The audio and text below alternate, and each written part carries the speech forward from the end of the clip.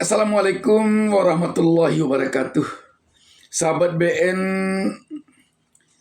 untuk melaju ke putaran kedua Pilkada Jakarta, kelihatannya sudah semakin tipis dan sangat tipis harapan.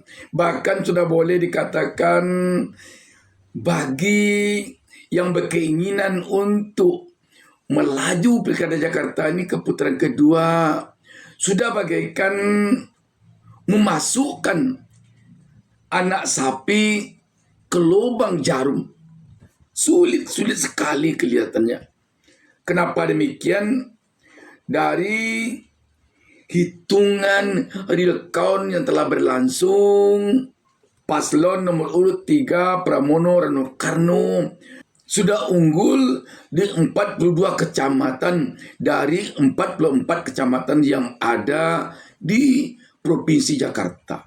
Bayangkan, hanya tersisa lagi 2 kecamatan yang tidak dimenangkan oleh Pramono Rano. Jadi sekali lagi, untuk maju ke putaran kedua sudah sangat sulit, itu bisa dibayangkan. Perolehan suara 50,07% untuk paslon nomor urut 3 Pramono Anung tampaknya sudah sangat sulit untuk bergeser. Apalagi sekarang ini penghitungan suara manual di tingkat kecamatan sudah selesai. Sekali lagi sahabat BN, hanya 2 kecamatan saja paslon nomor urut 3 ini yang kalah dari paslon lain. Kecamatan Pasar Rebo di Jakarta Timur dan Kecamatan Cilincing di Jakarta Utara. Hanya 2 itu saja. Dan pada 2 kecamatan itu selisih suara antara paslon nomor urut 3 dengan paslon lain pun tidak jauh-jauh amat bedanya.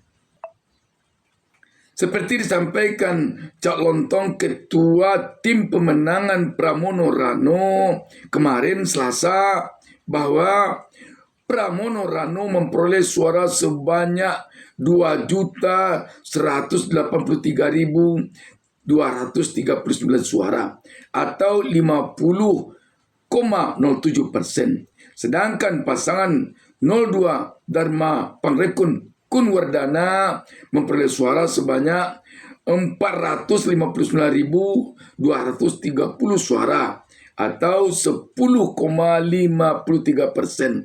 Sementara pasangan 01 Ridwan Kamil Suswono memperoleh suara 1.718.160 suara atau 39,40%. Rinciannya, suara Pramono Rano unggul di 5 dari 6 kecamatan di Jakarta Utara, lalu unggul di seluruh kecamatan Jakarta Barat dan Jakarta Pusat, masing-masing 8 kecamatan. Jakarta Selatan unggul di seluruh kecamatan sebanyak 10 kecamatan. Jakarta Timur unggul di 9 kecamatan dari 10 kecamatan, dan di Kepulauan Seribu unggul di seluruh kecamatan atau kecamatannya 2. Dengan demikian Cak Lontong sangat berkeyakinan bahwa proses rekapitulasi selanjutnya yang dilaksanakan di tingkat kabupaten kota juga memiliki hasil yang sama dengan rekapitulasi hasil penghitungan di tingkat kecamatan. Jadi sahabat BN, tidak akan mungkin lagi berbeda antara penghitungan yang dilaksanakan di tingkat kecamatan dengan kabupaten kota. Sebab inti penghitungnya adalah di tingkat kecamatan yang berasal dari TPS yang ada di seluruh kelurahan. Kalau ada yang bertanya, apakah tidak ada upaya lagi yang bisa dilakukan oleh pihak yang berkeinginan untuk terjadi Pilkada Jakarta ini 2 putaran? Jawabnya tentu sangat sulit sekali. baik ditinjau dari sisi proses penghitungan suara di tingkat kecamatan yang disaksikan oleh seluruh saksi dan relawan, dan juga yang disaksikan oleh pengawas pemilu, dan penghitungan suaranya sudah sangat-sangat transparan. Tidak ada jalan lain. Tentu saja jalan ada. Misalnya dengan jalan berupaya mempengaruhi KPU misalnya. Tetapi itu tentu sangat-sangat sulit tampaknya terjadi untuk Jakarta. Jadi sahabat BN, disinilah terbukti bahwa semakin maju rakyat, semakin tinggi tingkat pendidikan rakyat, semakin tinggi tingkat kesejahteraan rakyat, maka akan semakin bersih pelaksanaan pilkada, akan semakin bersih pelaksanaan pesta demokrasi, apakah pemilu, pilpres, ataukah pilkada. Karena itu, ke depan tak ada jalan lain yang lebih ampuh untuk menjadikan pesta demokrasi bersih, benar-benar bebas dari intervensi, bebas dari tekanan, bebas dari berbagai kecurangan, selain dari meningkatkan kesejahteraan rakyat, meningkatkan pendidikan rakyat, meningkatkan kecerdasan rakyat. Itu jalan tampaknya yang paling ampuh.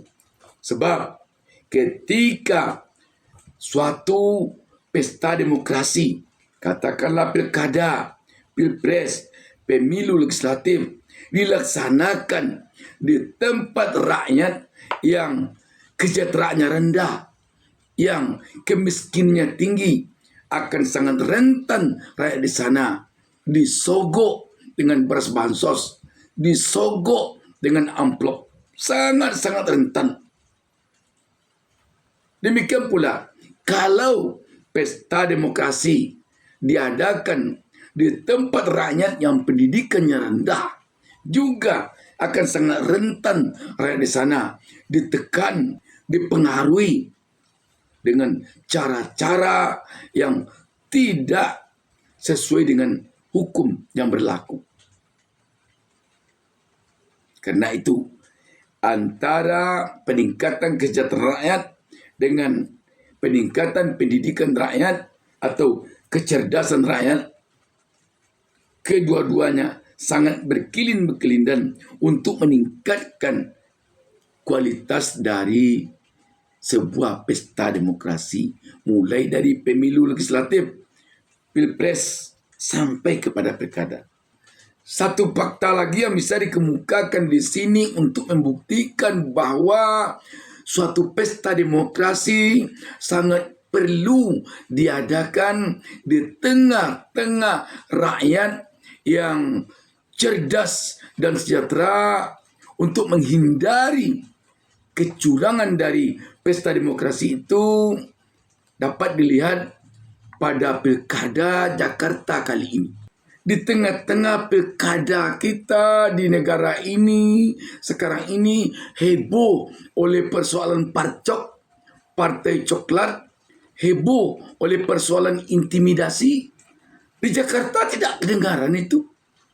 Apakah karena tidak ada upaya untuk melakukan hal yang sama dengan di daerah-daerah lain itu? Mungkin saja upaya ada, tetapi untuk warga Jakarta tidak mempan. Kenapa? Karena bisa jadi warga Jakarta dari tingkat kesejahteraan, dari tingkat pendidikan dan kecerdasan sudah lebih tinggi secara rata-rata dibandingkan dengan daerah-daerah lain yang rentan bisa dipengaruhi, yang rentan bisa ditekan, yang rentan bisa diberi amplop atau pemberian-pemberian lainnya. Kalau demikian, menguntungkankah kepada politisi rakyat yang cerdas, rakyat yang sejahtera, ataukah merugikan kepada politisi rakyat yang cerdas, rakyat yang sejahtera? Di dalam mereka merebut kemenangan pada suatu pesta demokrasi seperti pilkada ini, sahabat BN, di sinilah letaknya negarawan bagi politisi. Kalau politisi masih belum negarawan, maka dia akan lebih senang pilkada, pilpres, pemilu diadakan di tengah-tengah rakyat miskin, diadakan di tengah-tengah rakyat yang kurang pendidikan, di tengah-tengah rakyat yang tidak cerdas. Tetapi bagi politisi yang negarawan, dia akan merasa perlu pilkada, pilpres, pemilu diadakan di tengah-tengah rakyat yang sudah cerdas, yang sudah sejahtera, yang sudah tinggi pendidikannya. Makanya sahabat BN, sejak dulu ada pendapat yang mengatakan bahwa komunis akan bisa tumbuh di tempat rakyat miskin, di tempat rakyat bodoh, rakyat kurang pendidikan, rakyat tidak cerdas. Di sana komunis akan tumbuh. Kenapa komunis tumbuh di sana? Karena di sana bisa pemilihan pemimpin dengan cara yang tidak fair, dengan cara yang tidak sehat, dengan penuh kecurangan.